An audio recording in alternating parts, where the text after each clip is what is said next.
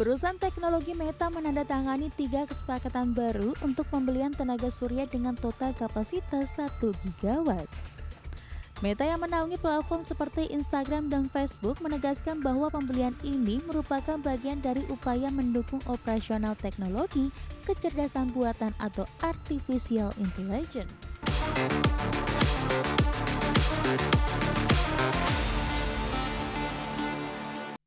Meta terus memperluas investasi energi terbarukan dengan pembelian 1 gigawatt tenaga surya. Langkah ini dilakukan untuk mendukung pengembangan teknologi kecerdasan buatan yang semakin pesat. Perusahaan teknologi Meta menandatangani 3 kesepakatan baru untuk pembelian tenaga surya dengan total kapasitas 1 gigawatt. Meta yang menaungi platform seperti Instagram dan Facebook menegaskan bahwa pembelian ini merupakan bagian dari upaya mendukung operasional teknologi kecerdasan buatan atau artificial intelligence. Dengan 3 kesepakatan terbaru ini, total kapasitas panel surya yang dibeli Meta dalam setahun telah melampaui 3 gigawatt. Teknologi energi surya dipilih karena dinilai memiliki biaya yang lebih rendah dan proses pembangunan yang cepat untuk mendukung ekspansi pusat data perusahaan. Dari 3 proyek yang diumumkan, proyek terbesar ada di Texas dengan pembelian tenaga surya sebesar 600 megawatt. Pembelian listrik ini berada di dekat kota Lubbock dan diharapkan mulai beroperasi pada tahun 2027 untuk mendukung kebutuhan listrik di wilayah tersebut. Meta juga menandatangani 2 perjanjian tambahan di Louisiana dengan total daya listrik 385 megawatt. Meskipun tidak terhubung langsung ke pusat data Meta, energi dari proyek ini akan disalurkan ke jaringan listrik lokal untuk mengimbangi penggunaan energi di fasilitas perusahaan. Dalam perjanjian di Louisiana, Meta juga membeli sertifikat atribut lingkungan atau ESG sebagai bagian dari komponen energi terbarukan.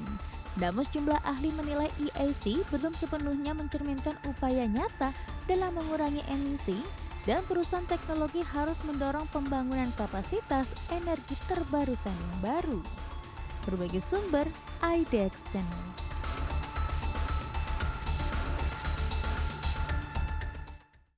Pemerintah Mesir resmi membuka Grand Egyptian Museum di dekat Piramida Giza. Museum megah ini diharapkan dapat meningkatkan jumlah wisatawan dan pendapatan negara.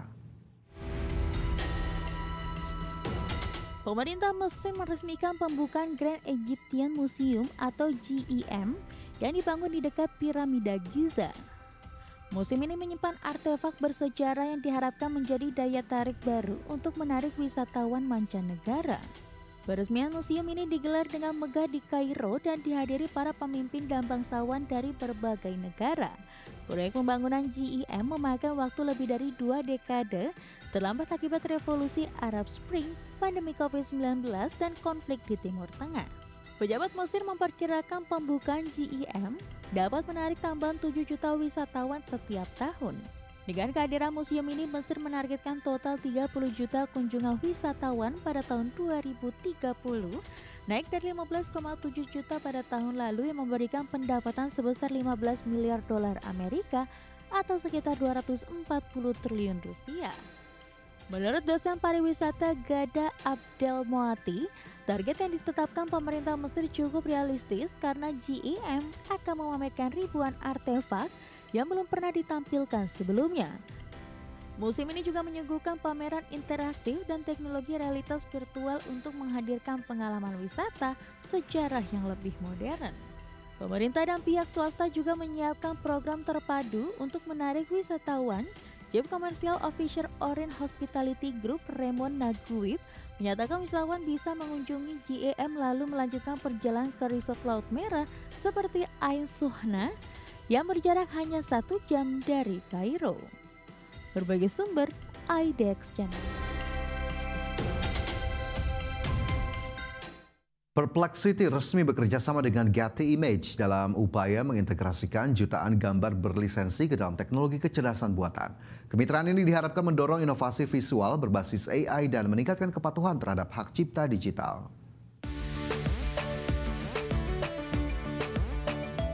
Perusahaan teknologi kecerdasan buatan Perplexity menandatangani kerjasama multi tahun dengan Getty Image Holding untuk menampilkan gambar dari perpustakaan visual Getty di seluruh alat pencarian dan penemuan berbasis AI miliknya.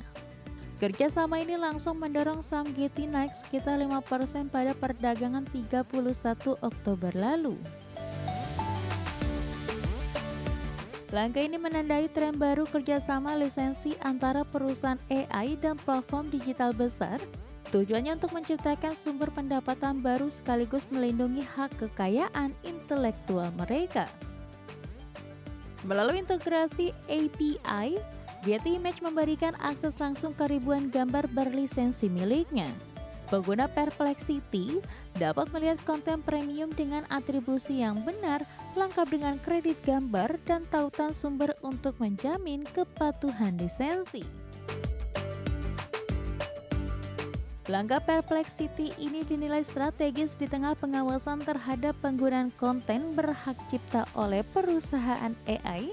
Getty sebelumnya menggugat Stability AI atas dugaan pengambilan gambar tanpa izin. Sementara Perplexity sendiri juga dituntut sejumlah penerbit besar dari Jepang seperti Nikkei dan Asahi Shimbun. Untuk meredam konflik hukum, Perplexity mengenalkan model berbagi pendapatan dan menjalin kemitraan dengan media terkenal seperti Time dan Der Spiegel.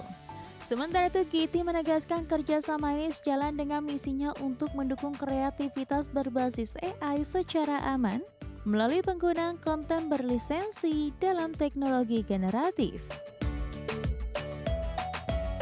Berbagi sumber, IDX Channel. Pemirsa, Apple cetak rekor pendapatan tertinggi sepanjang sejarah perusahaan pada tahun fiskal 2025. Raksasa teknologi asal Amerika Serikat ini mengantongi pendapatan hingga 416 miliar dolar Amerika atau sekitar 6.900 triliun rupiah. Apple resmi mencetak rekor baru dengan pendapatan mencapai 416 miliar dolar Amerika atau sekitar 6.900 triliun rupiah pada tahun fiskal 2025. CEO Apple Tim Cook menyebut tahun ini sebagai tahun luar biasa bagi perusahaan, di mana Apple berhasil meraih pendapatan tertinggi sepanjang sejarahnya. Pada kuartal fiskal keempat, Apple melaporkan pendapatan sebesar 102,5 miliar dolar Amerika atau setara dengan 1.700 triliun rupiah. Di periode yang sama, laba bersih Apple menyentuh angka 27,5 miliar dolar Amerika atau setara 450 triliun rupiah, melampaui ekspektasi pasar meskipun ada tekanan dari kebijakan tarif dan penurunan pasar China. Penjualan iPhone pada kuartal terakhir mencapai 49 miliar dolar Amerika atau sekitar 808,5 triliun rupiah. Sementara itu, bisnis layanan seperti iCloud, App Store, dan Apple Music berkontribusi sebesar 28,8 miliar dolar Amerika atau setara dengan 475 triliun rupiah, mencetak rekor sepanjang masa di setiap wilayah penjualan.